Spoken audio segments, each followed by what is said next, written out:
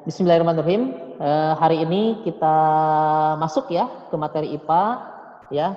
Submaterinya tentang sistem reproduksi manusia ya.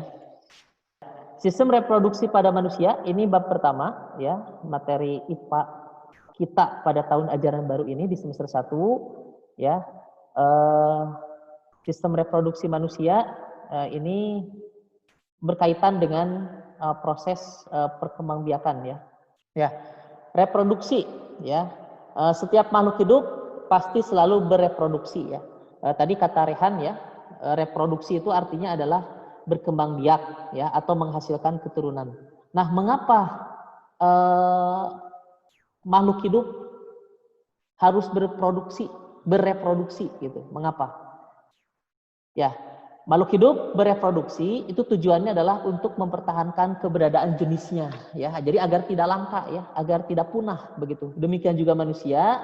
Nah, manusia juga dia bereproduksi ya. Dulu kan manusia terdiri dari Nabi Adam dan Hawa ya. Nabi Adam dan Siti Hawa 2 orang, kemudian sekarang jumlahnya banyak ya, miliaran gitu. Ya, nah itu karena adanya reproduksi atau perkembangbiakan ya. Nah, proses reproduksi itu diatur oleh sistem reproduksi ya. Di sini manusia ada 2 jenis, laki-laki dan perempuan. Keduanya pasti ya memiliki sistem reproduksi yang berlainan dan saling membutuhkan ya. Laki-laki butuh perempuan, perempuan juga butuh laki-laki ya. Dalam Al-Qur'an itu kan dikatakan ya bahwa Allah menciptakan manusia itu berpasang-pasangan. Yang namanya pasangan laki-laki dengan perempuan, perempuan dengan laki-laki. Jadi kalau ada laki-laki dengan laki-laki itu sebenarnya bukan pasangan, ya. Itu melawan kodrat Allah ya. Bahwa Allah itu mempasangkan laki-laki itu dengan perempuan, bukan laki-laki dengan laki-laki, perempuan dengan perempuan, ya. Ya, coba perhatikan di sini alat-alat reproduksi pada laki-laki. Ini alat reproduksi kalian ya, laki-laki, ya. Nah, di sini yang luar itu penis, skrotum. Nah, skrotum itu kantung testis ya. Jadi di sini coba perhatikan, ini testis. Nah, testis ini fungsinya nanti ya ada untuk menghasilkan sperma ya. Nah, sedangkan pembungkusnya ini skrotum ya. Ini epididymis, ini vas deferens. Nah, vas deferens ini saluran sperma. Ya, jadi keluar dari testis dia ke sini. Set gitu ya. Nah, nanti disimpan di sini vesica seminalis ya. Kemudian nanti di sini ya si sperma itu nanti akan mendapatkan beberapa kelenjar ya, beberapa cairan dari kelenjar prostat, kelenjar Clover begitu ya. Nah, nanti kemudian akan keluar ya. Nah, di dalamnya ya, ini ada testis, ada saluran ya, kemudian juga ada kelenjar-kelenjar. Alat reproduksi pada laki-laki, ya ini testis yang tadi ya, ini testis. Nah, testis ini fungsinya adalah untuk menghasilkan sperma dan hormon testosteron. Nah, hormon testosteron ini nanti yang akan menyebabkan kamu itu dadanya bidang, ya. Kemudian juga nanti hormon ini akan menstimulus ya, merangsang pertumbuhan atau perkembangan ya, maaf bukan pertumbuhan, perkembangan seksual kita, ya. Baik perkembangan seksual primer maupun sekunder, ya. Jadi kalau sekunder itu berarti laki-laki misalnya berjanggut, ya, dadanya bidang, suaranya bass dan sebagainya, ya. Kalau primer, nah ini menghasilkan sperma. Nah, skrotum ini kantung, ya. Kantung ini fungsinya untuk melindungi testis, ya, bahkan untuk menjaga suhu, ya, agar testis ini itu suhunya terjaga, begitu ya. Kemudian ini ada epididymis. Nah, epididymis berarti yang ini ya. Epididymis ini epididymis tempat pematangan sperma. Jadi sperma yang keluar dari testis itu belum matang, ya. Nah, nanti dimatangkan di epididymis. Nah, kalau vas deferens ini, yang ini vas deferens ini saluran sperma. Jadi testis menghasilkan sperma, spermanya keluar ke sini, set. Nah, itu adalah saluran sperma dari testis ke kantung sperma. Ya, uretra ini, ya, uretra ini untuk mengeluarkan sperma dan urin, begitu, ya. Kemudian ada vesica seminalis. Nah, vesica seminalis ini di sini ya, ini kan vas deferens ya, ke sini set. Nah, di sini ini adalah penampung sperma dari testis, ya. Nah, di sini kantung semen, ada kantung semen ya atau mani ya.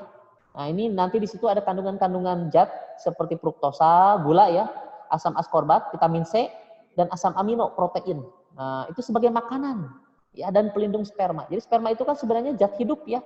Dia membutuhkan nutrisi. Nah, nutrisinya ini fruktosa, asam askorbat, juga asam amino. Nah, ada di sini. Nah, nanti di sini itu nanti sperma itu akan membentuk mani ya. Nah, semen mani. Nah, semen mani adalah cairan yang terdiri dari sperma dan cairan dari kelenjar. Jadi sebenarnya air mani itu ya campuran antara sperma dengan cairan-cairan yang dihasilkan oleh kelenjar gitu ya. Nah, kemudian ada kelenjar prostat. Ini kelenjar prostat di sini ya. Nah, nanti ini akan ditambahkan kepada cairan mani tadi. Nah, fungsinya untuk menetralkan sifat asam. Jadi nanti ada cairan yang bersifat basa. Mungkin kalian kelas 7 masih ingat ya, ada asam ada basa. Nah, kalau asam basa ketemu itu kan netral. Jadi nanti maaf ya, di punten ya nanti di perempuan itu ya ada bersifat basa misalnya ada asam punten, ada asam di vaginanya misalnya ya ketika seorang suami misalnya mau melakukan hubungan seksual dengan istrinya. Nah di bagian vagina itu kalau misalnya sifatnya asam, maka karena sperma ini bersifat basa, maka nanti akan ternetralisir sehingga sperma ini akan bergerak aktif dan nanti menuju ovum untuk melakukan pembuahan ya. Nah, kemudian ada kelenjar tambahan, kelenjar krofori di sini ya. Nah, krofori ini penghasil lendir, cairan. Bagi yang sudah balik mungkin ya, maaf. Cairan lendir ini biasanya akan keluar ketika muncul syahwat. Ya. Penis. Nah, ini apal ya penis ya. Alat kelamin luar yang berfungsi untuk memasukkan sperma ke dalam tubuh seorang wanita. Ya, penis ini alat kopulasi ya. Kopulasi itu berarti hubungan badan lah ya, hubungan kelamin. Ya, alat untuk memasukkan begitu ya. Baik, alat reproduksi pada laki-laki. Nah ini ada hubungannya dengan sistem urin. Urin itu air kencing ya. Jadi ada menyambungnya di mana? Nah menyambungnya di sini, di uretra. Ya. Jadi kalau misalnya laki-laki keluar cairan mani, itu bisa nyambung sama urin. Pas keluar urin begitu ya. Tapi kalau ejakulasi, ketika seseorang ejakulasi keluar syahwat ya, karena hubungan seksual atau apa, maka yang keluar itu pasti yang keluar itu adalah air mani, bukan air kencing. Jadi nanti air kencing keluar, kemudian mani juga mani keluar, gitu. Padahal yang keduanya itu berada dalam saluran yang sama. Nah, subhanallah ya. Baik, berikutnya ya. Berikutnya adalah ini urin. Jadi testis ini menghasilkan jutaan sperma setiap hari, jutaan ya sperma itu dihasilkan setiap hari. Dari masa puber sampai meninggal dunia. Nah, jika tidak dikeluarkan, tidak mengapa sebenarnya. Kenapa? Karena tubuh akan menyerap kembali sel-sel sperma yang mati. Ya, oke, baik. Sekarang perempuan. Ya, alat reproduksi pada perempuan ini ya. Ini ovarium. Ya, ovarium ini fungsinya adalah untuk memproduksi sel telur. Nah ini ya sel telur. Nanti sel telur itu akan keluar ke sini. Ini namanya adalah oviduk. Ya, oviduk. Nah, nama lain oviduk itu apalah? Tuba Fallopi. Jadi oviduk ini saluran telur, nanti saluran telur ke sini, Nah, di sini apa?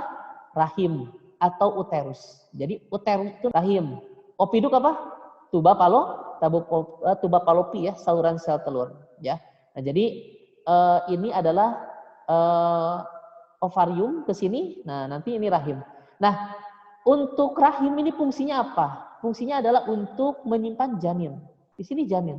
Jadi ketika seseorang mengeluarkan sel telur di sini, nah nanti dia menunggu sperma. Nanti di sini terjadi apa? Pembuahan. Ya, kalau sudah terbentuk zigot itu sperma plus ovum ketemu. Nanti ke sini, Nah, di sini nanti akan ada endometrium, lapisan yang membatasi rongga rahim dan meluruh saat menstruasi. Tapi kalau tidak menstruasi, maka endometrium ini akan menebal berupa pembuluh darah dan itu akan menyimpan janin. Jadi endometrium ini sebagai tempat tinggalnya janin di sini. Nah, gitu ya. Nah, ini leher rahim. Nah, kalau ada orang yang kena kanker namanya kanker leher rahim atau kanker serviks. Jadi serviks itu leher rahim. Dan ini adalah vagina, ya. Baik. Berikutnya ini ya. Jadi perempuan itu ada 2 pasang sel telur. Ini kiri dan kanan, ya. Tapi setiap bulannya perempuan itu mengeluarkan satu sel telur. Ya, satu sel telur yang dikeluarkan. Ya. Ya, jadi satu sel telur saja yang dikeluarkan dan mungkin ada sebulan yang 2, bisa saja 2 begitu ya. Tapi rata-rata 1 ya. Nah, ini ovarium fungsinya adalah memproduksi sel telur ya. Kemudian ini oviduk tuba Fallopi menyalurkan sel telur ke uterus, rahim. Nah, ke sini. Ya. Gerakannya peristaltik. Jadi sel telur itu menggelinding di sini. Gerakannya peristaltik. Peristaltik itu gerakan meremas-remas. Ya, ngelangu ke sini, ya. Kemudian uterus ini rahim, tempat berkembangnya embrio, dan rahim ini akan membesar hingga 500 kali. Dan kamu di sini pernah tuh, kamu tinggal di sini, di rahim ibu kamu. Ya, pernah kamu di sini selama 9 bulan, ya. Nah, ini vagina ya, tempat penis pada saat kopulasi ya, dan sebagai jalan keluar bayi. Nah, ini dulu, ini pintu pertama kamu nih, keluar ruangan. Ya. Jadi sinyal ke ibu ya, harus sayang ke orang tua, terutama ke ibu ya. Jangan pernah membentak ibu. Ibu itu menyimpan kamu di sini 9 bulan, bayangkan. Dan membesar volumenya hingga 500 kali, coba. Betapa berat ya, membawa kamu kemana-mana, tidur gak bisa tengkurap begitu ya. Makan duduk gak enak dan sebagainya. Ya. Nah, ini organ kelamin keluarnya ya, Ustadz tidak menggambarkan ya. Ini ada klitoris ya, ini sama dengan penis ya. Ada vulva. Nah, vulva ini pada vagina perempuan itu ada bibir besar, ada bibir kecil ya, ada labium mayor, ada labium minor. Kemudian ada lubang saluran kencing, ada lubang vagina. Bagaimana sel kelamin sperma itu bisa terbentuk? Sperma sama ovum itu. Sperma laki-laki kan ya, ovum perempuan. Nah, prosesnya namanya mitosis dan meiosis. Ini. Ya, prosesnya adalah meiosis dan mitosis. Nah, mitosis itu pembelahan sel pada tubuh. Jadi satu sel menjadi 2 sel. Ya, itu mitosis. Tapi kalau meiosis itu pembelahannya pada sel kelamin. Satu sel menjadi 4. Kalau mitosis ini bersifat 2N, diploid. Ya, diploid itu berarti ada 46 kromosom. Manusia itu kan 46 kromosom ya. Manusia kita gennya itu 46 kromosom. Berarti 2N kalau 46 kromosom, ya. Nah, sedangkan kalau meiosis nanti akan menghasilkan haploid N. Kalau 2N 46 kromosom, berarti kalau N berapa kromosom? 46 dibagi 2, 23 kromosom. Nah, nanti sperma sama ovum itu masing-masing itu N. Jadi kalau N ditambah N sama dengan 2N. Nah, 2N ini manusia kita. Kan sel tubuh kita teh. Jadi kalau sperma N, 23 kromosom, ditambah ovum juga N, 23 kromosom, maka nanti akan membentuk sel tubuh, yaitu bayi. Yang jumlahnya 46 kromosom. Nah, jadi itu ya pembentukan sel kelamin, mitosis maupun meiosis. Nah, ini spermatogenesis, coba perhatikan. Ya. Spermatogenesis ini terjadi di testis. Ingat, spermatogenesis itu artinya apa? Pembentukan sperma. Nama prosesnya spermatogenesis. Ya, jadi sel kelamin laki-laki namanya sperma. Terjadi di testis. Nah, spermatogonium ini adalah bakal. Bakal sperma itu namanya spermatogonium. Ya, kalau kamu belajar tentang spora, spora itu dihasilkan dari mana? Sporangium. Nah, jadi kalau sperma asalnya dari spermatogonium. Nah, ini 2N. Ya, ada 46 kromosom. Nanti itu akan membelah. Ya. Nah, pembelahan ini namanya mitosis. Dari sini ke sini namanya mitosis, membentuk spermatosit primer. Dari sini ke sini meiosis 1. Makanya 2N berubah jadi N. Jadi yang tadinya ini 46 kromosom, ini menjadi 23 kromosom. Namanya meiosis 1. Nah, dari spermatosit primer itu menjadi spermatosit sekunder. Nanti spermatosit sekunder itu akan membelah menjadi 2. Masing-masing namanya spermatid. Ya. Nah, ini spermatid. Nama prosesnya adalah meiosis 2. Nah, spermatid itu sebenarnya namanya udah sperma, tapi tidak ada ekornya. Makanya nanti akan terjadi diferensiasi, ya. Akan berubah bentuk menjadi sperma. Jadi spermatogenesis itu dari spermatogonium akan membentuk 4 sperma.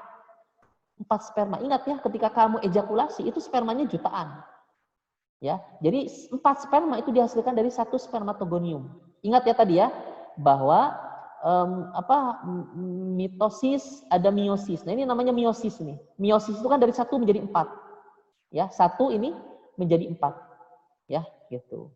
Ya. Ini pembentukan sel kelamin perempuan dalam kurung ovum namanya, ya. Nama prosesnya adalah oogenesis. Terjadi di mana pembentukan ovum? Di ovarium atau indung telur. Nah, ini juga sama.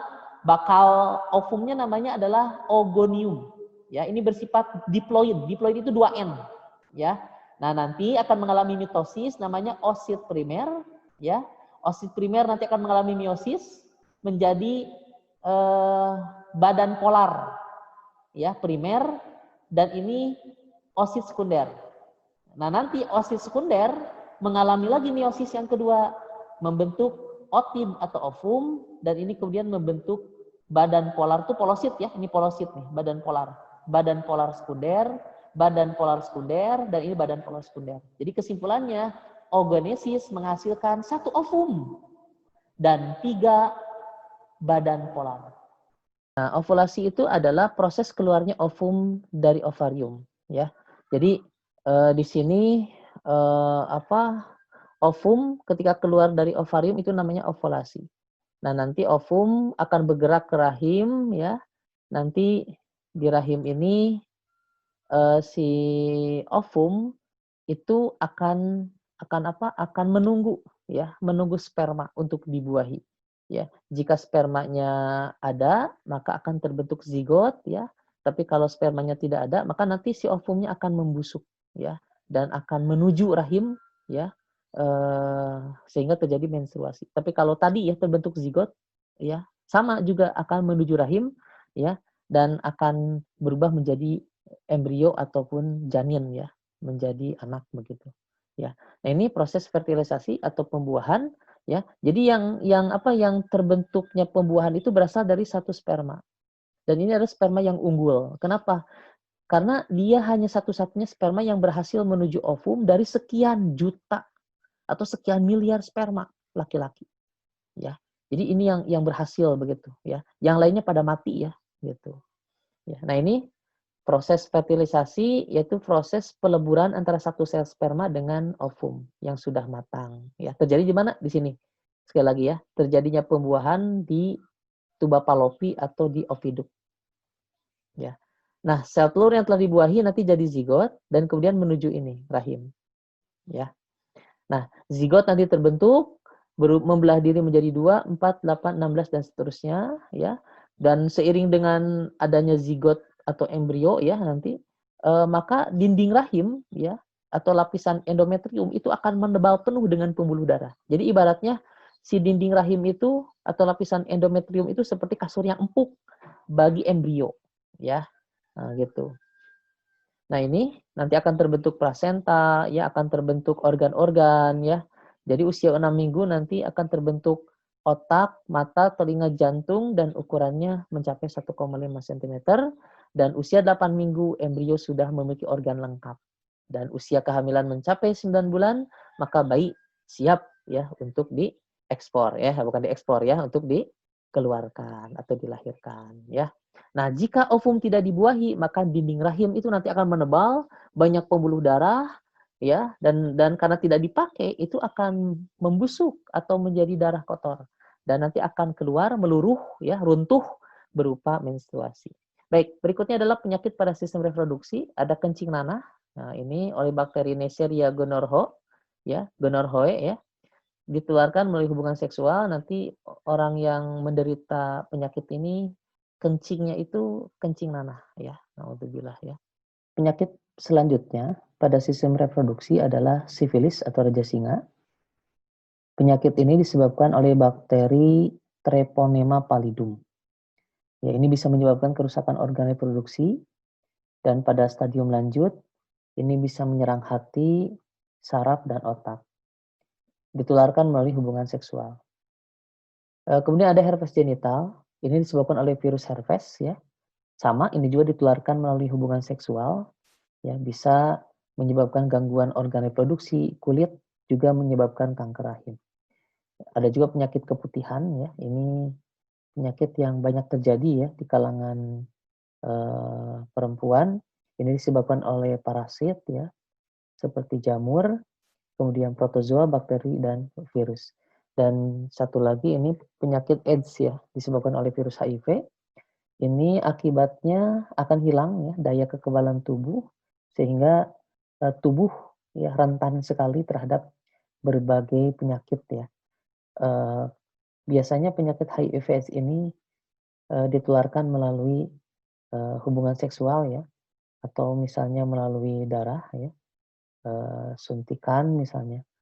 Dan penyakit ini pernah menjadi pandemi global ya, dan jutaan orang meninggal dunia ya diakibatkan oleh penyakit AIDS ini. Demikian anak-anakku sekalian, materi tentang sistem reproduksi, mudah-mudahan bermanfaat bagi kalian semua. Mohon maaf jika ada kekurangan. Wassalamualaikum warahmatullahi wabarakatuh.